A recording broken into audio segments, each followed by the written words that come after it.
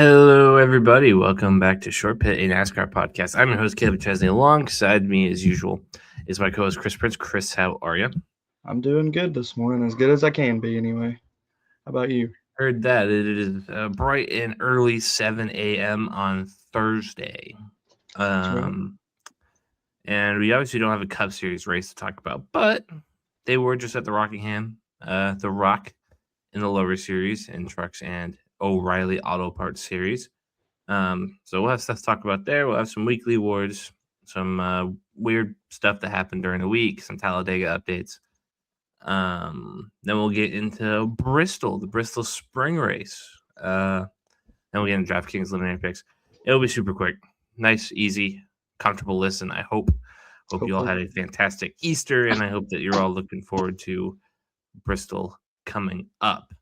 So without further ado, let's go ahead and get into it. In the truck series at Rockingham, Corey Heim dominates the race, and although I think who was it that gave him a little bit of a late battle in the? Dang, I can't even remember. I'm gonna be honest with you. I didn't watch the race. I think I saw the end of that one too. Yeah, I didn't get to watch this one. I just saw where Corey gave him a belt to ass, basically. Huddycut gave him a little bit of a run at the end, but Corey Heim prevails after putting belt on the field. And then William Sawalich wins the O'Reilly race, breaks Junior Motorsports' streak of 5 wins in a row. Corey Day led 118 laps and swept the stages. Pit stop issues killed his day. Yep. So, yeah, where do you want to start with the lower series the weekend at Rockingham? So I'll start with the truck, not so much the race itself, but I saw something that Corey Heim is tied for the points lead, and he's raced two less races than Caden Honeycutt, who was driving the truck that he won the championship in last year. So Corey Heim is essentially defending his championship without running full time, even though he can't qualify for the chase. Yet again, proving why he probably is deserving of a cup ride more than some people that are in the seats. As for the O'Reilly race, I thought it was good. I thought it was a good race. I liked seeing Corey Day obviously have the day he had. We've talked about him a couple of times, watching his progression and things. I think it's showing up week to week, especially here lately. Raja and Jesse Love, they've continued their battling this past week too, from the week before at Martinsville. Got into each other a couple times. Pretty good race overall, Rockingham. I mean, I didn't get to watch all of it, but what I did get to watch of was a really good race. No, I'm right there with you. I didn't get to see a ton of it either. But what I did see, I did enjoy, especially the end of the truck race there, that battle, and the obviously the O'Reilly Part Series delivers kind of no matter where they go. Yeah. It just kind of seems that they're must watch racing right now. So yeah, What did you think? real solid weekend from Rockingham. But obviously, there's a little bit of buzz about maybe this being a Cup Series track. A lot of people want to know or talking about it. Does the Cup Series go to Rockingham? Should they go to Rockingham? After the 2 years kind of experience that the truck and O'Reilly series have had, they want to know, should we bring the nostalgia back? I guess it's something that I wanted to ask you about, because you don't have that long-term nostalgia like some fans do. When did they stop racing Rockingham in the Cup Series? Gosh, 2000. It was early 2000s. It was right after Casey Kane started. It was his rookie year, I believe. Jeez, yeah, I wouldn't have been around for that. Yeah, so it's at least been watching. Sure, why not? You can ditch. You can give up a Martinsville date. You can give up I don't want to say a Bristol date, because that racetrack is running well now. I'd say Richmond, but they already gave up a Richmond date. But yeah, there's certainly a spot for it in the schedule. You can drop one of your road courses like that. That's where I've heard some of the biggest arguments, right? Like the people in the sport, media-wise. I watched like the morning drive with on Sirius yesterday. It was on the NASCAR channel. They were talking about, we need the like San Diego's, we need the Chicago's, the Mexico Cities, things like that in our sport. and they feel like that would be the only opportunity where you could fit a Rockingham in. So would you sacrifice something like that experience-wise just to go back into an oversaturated part of North Carolina when it comes to Cup Series races? Because think about it, you've got Darlington, Charlotte, now North Wilkesboro's got a points race as well. Richmond, Martinsville, and Bristol all within probably at least, well, they're all right there around Rockingham state-wise. So it's a pretty saturated area for Cup races. Yeah. Well, they're already not racing at Mexico City this year. So that's true. So we already lost that one. What the road courses are: San Diego, the Glen, Sonoma, Coda. Is that it? Coda. Yep, that's it. Yep, because they got rid of the roll. Yep. Yeah, I'd be okay getting rid of the street race for Rockingham. I don't think it's something that I would be pie on the table for, because I do think the sport needs it. Yeah. So maybe we kind of wait a little bit on bringing Rockingham into the fold, but I like the idea of leaving it personally. Let the Xfinity and truck guys, especially on Easter weekend, for instance, like the Cup race a couple years ago, it was the dirt race at Bristol on Easter weekend, just didn't have the views, TV viewership wise. Yep, I remember that. Yep. I was there for the first one, wasn't there for the second one. But leave that weekend for the O'Reilly and truck guys, and even the ARCA if you want. Like I didn't watch the ARCA race, but I heard it put on a decent little show for the first little bit of it. So I think you give that weekend to those guys, let them go and be like the stars. Because I even heard Connor Zilic say, like, last year when we were there, it felt good to just be the show. He was like, because you get so used to not being the show with the Cup guys being there, that it gives those guys kind of a boost to go out and put on a better product, which makes sense. But at the same time, everybody's going to want Rockingham back because it's an older track. All right. Weekly awards. Do you have any terrorists of the week or drivers of the week for this short little weekend? I don't have any terrorists of the week personally. We talked about one guy I'd probably give it to, Corey Day, already, if I was going to give a driver of the week. He's just showing more and more why they put him in that developmental ride, I feel like. So just give him more time, and he's probably going to pan out. Just hopefully they don't rush him into something he's not ready for. Mm-hmm. And a driver of the week? I was about to say, like, I don't really have any. Yeah, I mean, Corey would be my driver of the week. Terrorist of the week, I don't have one. Shout out Corey Heim and shout out Sawalich. Sawalich getting his first. Is this his first O'Reilly Auto Parts Series win? Yeah, I believe first Minnesotan to ever win in a Cup race too. Shout out Travis. So, yeah, I thought that was pretty cool. He's been close a couple of times, so I'm not surprised to see him in victory lane. Yeah, so quick little moment there for some awards. We'll have some this week as we get to Bristol, I'm sure. And we can get into some of the stuff that happened during the week. NASCAR is shortening the Talladega stages to reduce fuel consumption. This came out yesterday or the day before, I believe. Yeah. This year, the first stage will likely be closer to 100 laps, with the last two stages under 50 laps apiece when the Cup Series returns to the 2.66 mile oval. So they have one really long first stage, and they cut the second and third stages in half. This is kind of a flip of what they usually do with shorter first and second stages and a long third stage. You think this is going to work? I mean, we got to try something, right? Mm-hmm. I've seen the negative people out there like, what's this going to do? What's this going to do different? I mean, if it takes the dependency of having to make a fuel stop, at least a scheduled one, green flag wise, in the third stage, I see their point, right? You're allowing them to run more wide open for just the win. But we've seen when they do run wide open that there's never fails some idiot who can't keep his car on the track. So we're probably going to get cautions just due to the chaos. And as you hear them say all the time, cautions breed cautions, especially. You'd rather have chaos, right, than like a 3-wide line of Penske stomping on the brake, right? Like, absolutely. Yeah, I mean, it gets boring.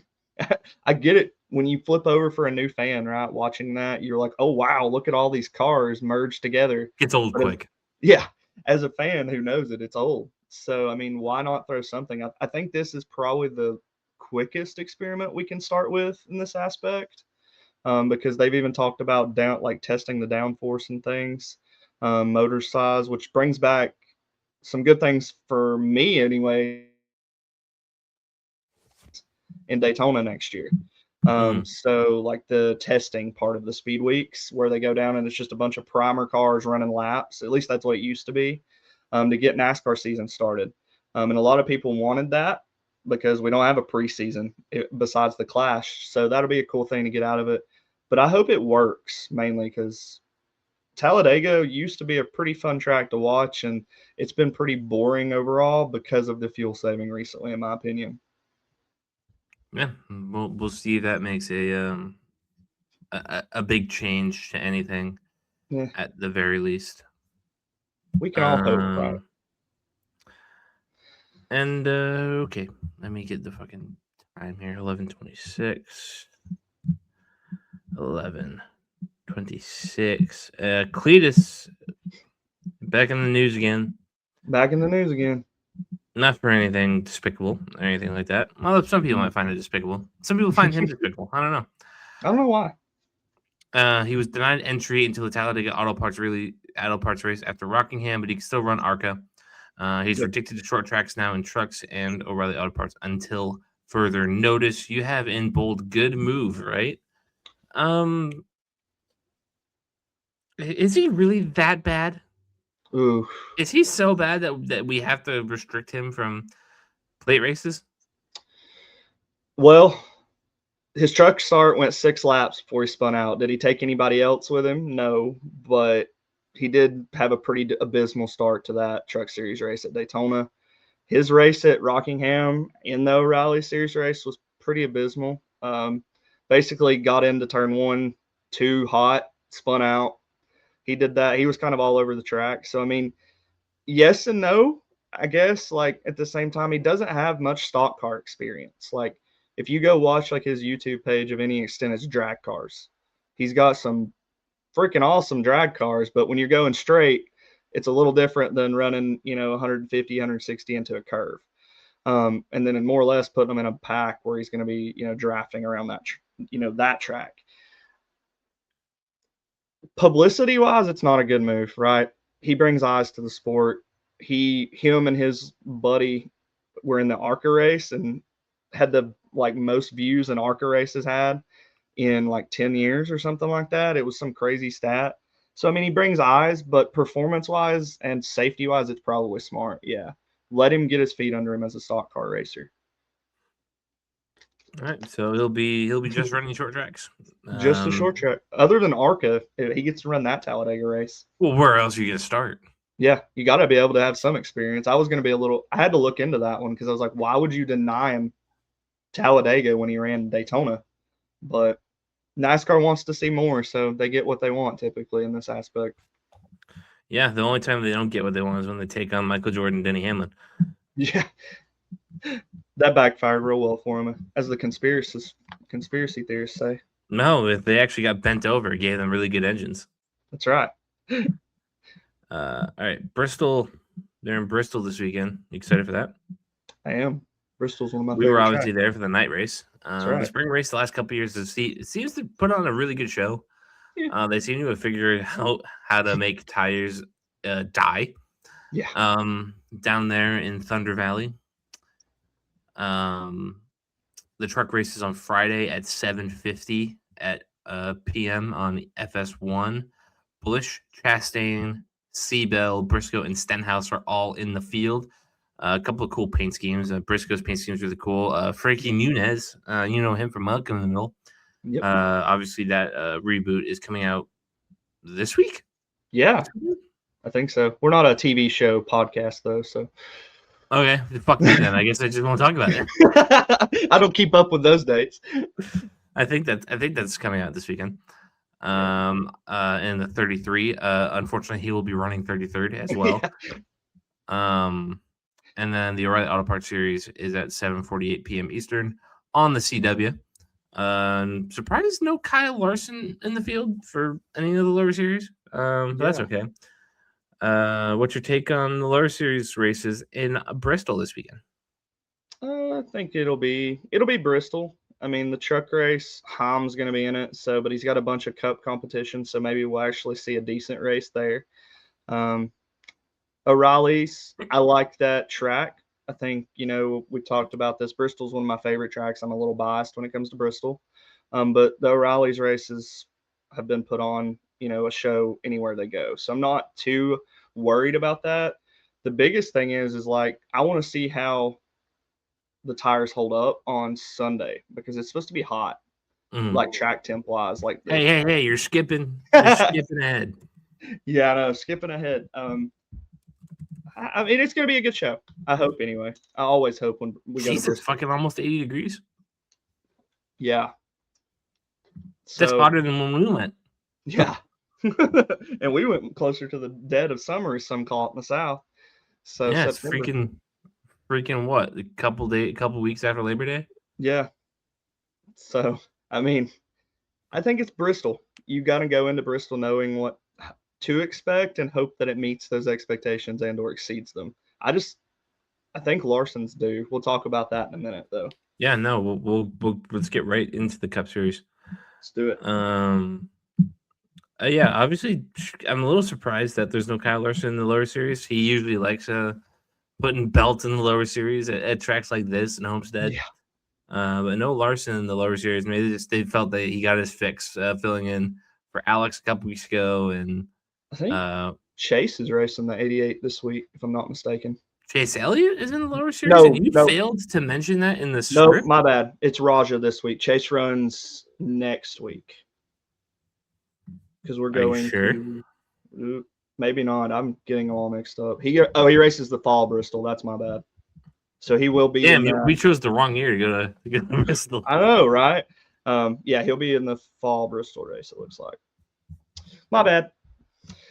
Had to look that one up. Hate to see it. Yeah. I would remember that because I think Raja is running for the Dash for Cash. Hold on a minute.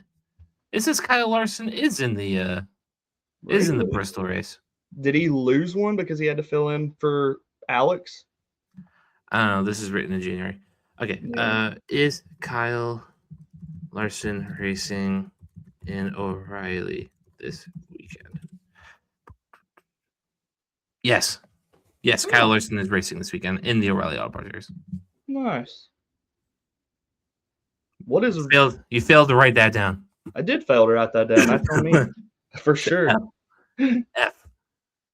But yeah, obviously Larson will get that. He'll get double duty. He'll run into the Bristol Cup Series race. The weather, as we said, 79 degrees, 44% humidity, 10% chance of precipitation. Bristol does have lights. They do. We can confirm. They do eat tires. Yeah. So what's your expectations? Tire eating, just due to the way it's going to be hot. I think you're going to see probably a guy like Kyle Larson in the modern era more than the lack of tires at Bristol. Yeah, I think that's going to be the big thing because can he manage his to compete? Because I think you're going to see the guys you saw it like Darlington that were up front, Denny, people who manage their tires really well in this aspect. Kyle wasn't bad. HMS just had a horrible day at Darlington together. So, I think it's going to be a good race. I hope it's not a belt ass, to be honest, because nobody really wants to watch a belt ass from start to finish. Hopefully Denny doesn't send John Hunter Nemechek into Chase Elliott's bumper. Yeah, hopefully not this time. We get a better finish. That would be my goal anyway. Look, I think it's Bristol. You know what to expect with Bristol. You just hope it doesn't not meet those expectations. Mm-hmm. You want it to be short track race. You want it to be beating and banging. We'll see what happens. It's still early. Points too. We talked about it last week. Is that going to play effect into this? The points, matter so much still, to where you're not going to go being maybe overly aggressive at a track like Bristol. You're going to be a little more conservative. Well, that's your car's nose for. They're usually going to run guys over. Yeah, I I mean, guess I can't make that joke because he actually got ran over last week by Bubba. yeah. Bubba just kind of plowed through him. I think Bubba was giving him a receipt there for something more so than we know.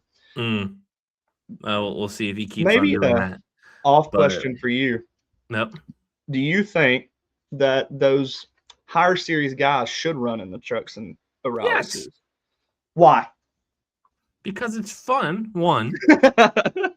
And number two, I mean, every now and then you gotta let those guys kind of face Cup Series talent every now and then. I don't think they should do it all the time. I don't think it should be every race, but enough to get their feet wet in that lower series. I think it's a good chance. I don't know if this happens or not, but it's a good chance for Cup Series guy to give feedback to those in the lower series on how to improve, how to get better, give the guys who work on the cars and the trucks feedback on how to improve, what they could look for. I think it's a net positive to let them to run those lower series. Absolutely. I've been in agreement with you on that one for a while. Now, I don't think it should be every race. No. Like, I don't think there should be a mandatory Cup ride Listen, every week. I will never tell you every race because I came from an era where I watched Kevin Harvick and Kyle Busch go down and dominate Beat the series. shit out of all the kids. Beat the shit out of all the kids. Like, if Chase Elliott would have ran in the Nationwide or O'Reilly series back, with the same rules that they have today, Chase probably would have won more races in that series because he was competing with people like Kyle Busch and, Kevin Harvick's, the Matt Kenseth, stuff like that. So I'm with you. Not every race, but it also gives you, like you said, some more notoriety too. So, like, give us a reason to come to those races. In other words, like if we're just a Cup Series fan, because some of us just watch the Cup Series. Let us, go watch a lower series race because our driver's going to be in it and then put on a good show. Not every race, but like you said, it gives more people experience. It gives those younger drivers, the ability to face the best and see what they can do. But it also, in my opinion, reflects some talent on people too. Look at, for instance, Austin Hill. What does he do in comparison to his Cup Series and O'Reilly? He's a really good drafter, drafting track racer in the O'Reilly series, which is great. But he goes up to Cup Series and he's non-existent. You can argue that it's equipment, but if he's a good enough racer on a track like that, I feel like he can compete. That's a perfect kind of example of it, where letting those guys come down and then letting them some of them come up in a part-time basis works because it exposes them to more. So I'm down with it. I don't see why anybody could complain. I mean, even Larson said it, I think, was it last year when he went into Bristol and put the belt to ass on everybody? He was like, I like going down here and showing these kids what it's going to be like when they come to the Cup Series. He's like, it's refreshing to come down here and put belt to ass, basically, to sum it up. I'm with it. I just want to see what your thoughts were because I know you haven't paid attention much to the lower series since you've kind of come in. I've tried to watch it a little more this year because we give it a spot every week to kind of chat about it. I like to be just aware of what's going on. I don't know the points off the back of my hand, and I don't know the standings and who's running away with it besides Corey Hahn, usually. But yeah, I think Bristol will be a nice little race as it always is. Should be entertaining as hell. And we'll see what happens. This will hopefully be Alex's last week out of the car. Hopefully. We'll see what happens as we head into Kansas next week. Yeah, I saw where someone asked Bob about it, and Bob's like, we probably won't hear anything until after Bristol. Yeah. So I was like, yeah, that's probably. I wonder if, because Byron's supposed to run the O'Reilly race in Kansas, I wonder if maybe they do a swapperoo, give Bowman that race and let Byron go race at Nashville, which is Bowman's last O'Reilly Auto Parts ride. Although double duty, could you maybe aggravate the stuff that he's been dealing with? Maybe. I mean, it's not a great idea, but work himself back into it before he does that. I feel like would probably be best. I would imagine. I mean, I don't know enough about Vertigo. Maybe you can tell me because I've not looked into it research wise. But I imagine they'll probably have a relief driver too when he does come back. I would imagine. Yeah. Yeah, that I mean, Allgaier or Alfredo will be on standby. yeah, because I imagine it's not going to be an easy comeback like right away, so they'll probably have someone there on standby for him. But I hope he's back. Honestly, like that car is not. I know there's probably bigger problems than that car, than the driver. We've talked about it, but I think Alex can mediate a lot of those with his ability sometimes because I do think he's an average driver. Not average. I think he's better than average in that aspect. Yeah, I mean, Allgaier's no slouch. I know people want to talk about his Cup Series career, but Yeah. he's no slouch. He's not a doofus. He gets into a car, you expect him to run better than it is. I mean, we saw him at the Coke 600 a couple of years ago, filling in for Larson, and he wasn't a slouch. One That could car argue there's comes off different. slow. They work on it the whole race. It's still slow. Yeah.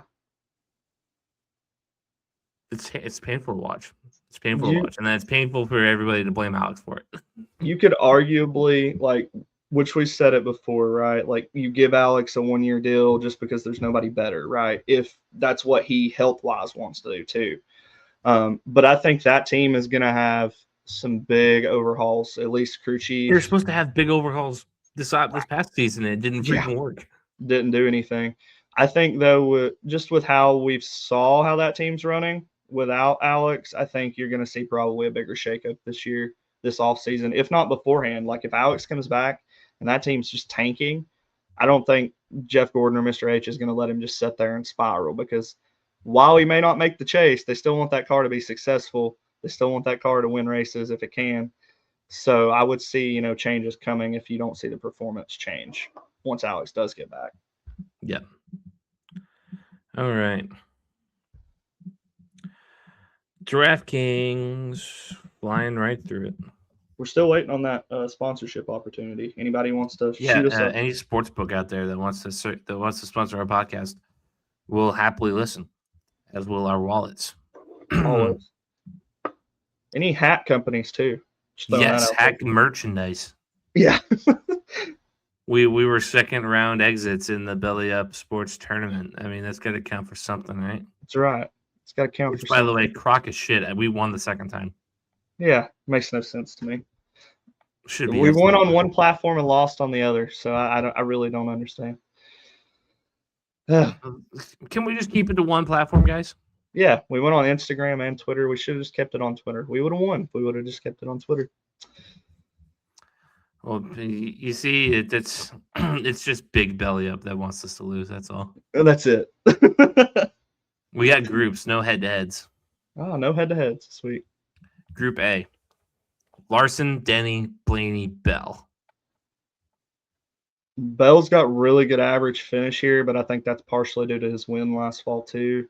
I didn't really look much into it. I'm sure he's okay here, but I'm going to take Denny just due to the fact, like we talked about, the tires, how hot it's going to be. I think Denny will be up there. Seabell hasn't finished outside of the top 10 in the next-gen era. Well, then there you go. I didn't look that far into it. I just saw he was leading. Denny obviously finished 31st in the fall. Yeah. But has 2 wins, a P4 and a P2, as well as 2 P9s. Yeah. Yeah, I'll go. You can't go wrong with either of those, I feel like. Nope. But I'm taking Larson. Nah. I touched on him a minute ago. I think he's due. 31 race winless streak. He's known to put belt to ass at Bristol. It feels like the cards are almost lining up maybe a little too easy for him in this sense, but any of those 4 could be arguable a good pick from that group, I feel like. Any of those 4 drivers. Group B. Ty Gibbs, Chase Elliott, Chase Briscoe, Joey Logano. Ooh.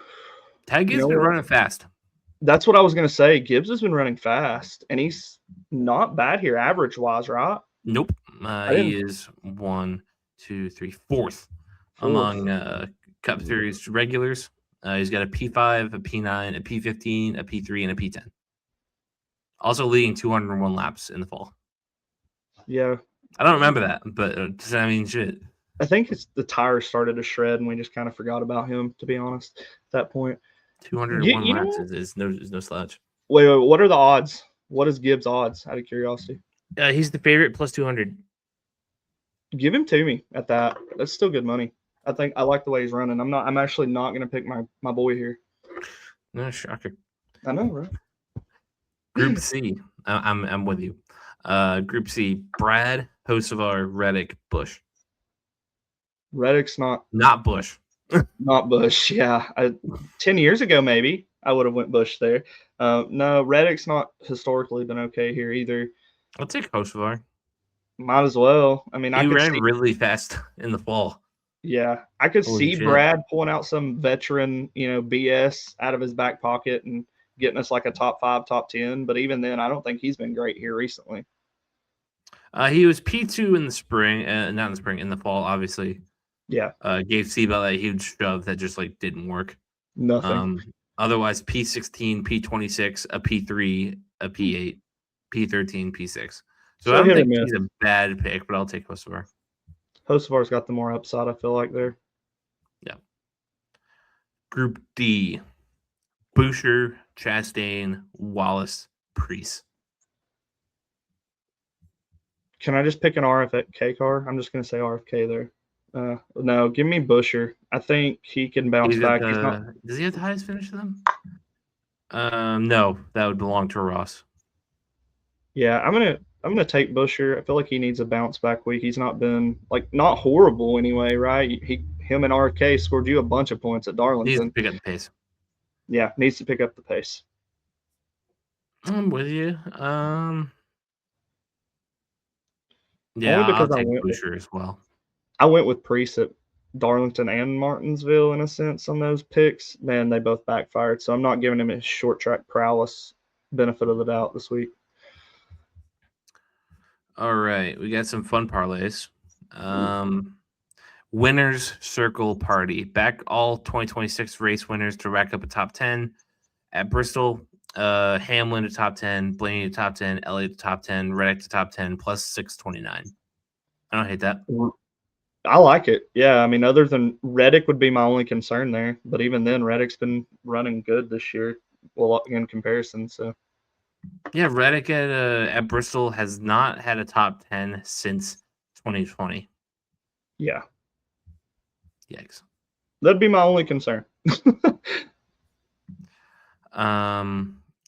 Tennessee Redemption. Both Hocevar and Gibbs led laps last year. Can they finish in the top 5? Both Gibbs and Hocevar finished top 5 plus 1027. I don't know if I love that. No, I don't like both of them. Across the grid, back these superstar drivers to fill out the Bristol grid. Larson to win. Bell top 5. Byron top 10 plus 1389. I don't hate that. I don't hate that. Yeah, I don't hate that at all. Chase Elliott to win plus 1400. Right now, no, I don't have the confidence. I mean, we'll see maybe after practice and qualifying, but no. Blaney to win plus 650. How's he been here? I know his finishing average is pretty good. Yeah. P4, P5, P6, P16 in the last 4. That's not bad. I can see him breaking through. Doesn't need a lot of laps. So that's a qualifies pretty well though, so he'll have track position. Obviously, Bowman isn't here to nab the pole. That's right. Can't steal the pole this week. Yeah, manufacturer magic. Larson top Chevrolet, Blaney top Ford, Hamlin top Toyota, plus 1068. I like that one too. Yep, give me that one all day. I like that. All right. So that's our DraftKings segment. Let's end it with some picks. All right. At Martinsville, who won? Was it me? I believe so. No, it was you with Ryan Preece. Nice. Really? That's Ryan interesting. Preece over Todd Gilliland.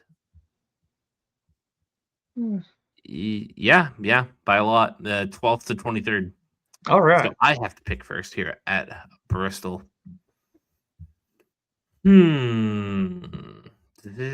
Decisions. I don't want to use any more good big guys. Yeah, same.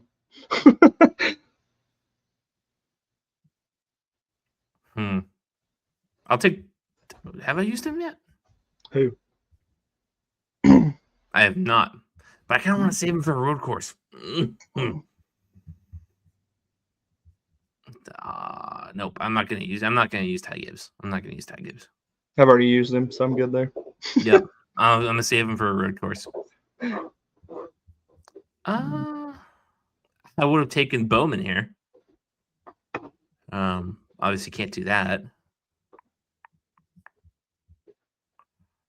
That'd be a bad use of it. You know what? Shot in the dark. John Hunter Nemechek. It's not bad. Has a P4 here. In the first race where where the tires couldn't hang on. It was a P6 actually. But in the first race where the tires ate, he was 14th in the fall, 21st in the spring last year. I think it's a half decent shout. So I'll go John Hunter Nemechek here. That's not a bad one. I'm going to go kind of – yours is a little better than mine, but I'm going to kind of knock this one out of the way because I just don't feel confident that I'm going to use him anywhere else. Give me Michael McDowell. Not at a Superspeedway. Yeah, not at a Superspeedway, but I'll tell you, 17th in the fall with Spire, 11th with Front Row back in 2024, both races, a 6th with Front Row. So, I mean, he's got potential to do something here. And like I said, I don't think I'm going to use him anywhere. It's going to be a battle to watch in the field. Yep. We're going to have John Hunter Nemechek and Michael McDowell. Dude, we need that to be a parlay. Like McDowell versus John Hunter. McDowell versus John Hunter. John Hunter is plus 13,000 to win. McDowell's plus 10,000. Let's just go put we'll put some money on those. I'd put plus 550. I'd throw some money on a John Hunter top 10. That's right. I think he could probably get a top 10. That legacy team's getting better. They haven't been as good as they were last year. But no. I think they're working on some internal things with the new charter and stuff coming too. Yeah. So we'll get a real and all that fun stuff. idea once we know who's going to be in that third chartered car later on this season, I'm sure. All right. Well, that's the show. That's it. Real short. Any words to find people on? Like and follow us everywhere. That's about it. TikTok, Instagram, Twitter. No polls to vote in anymore because we got screwed.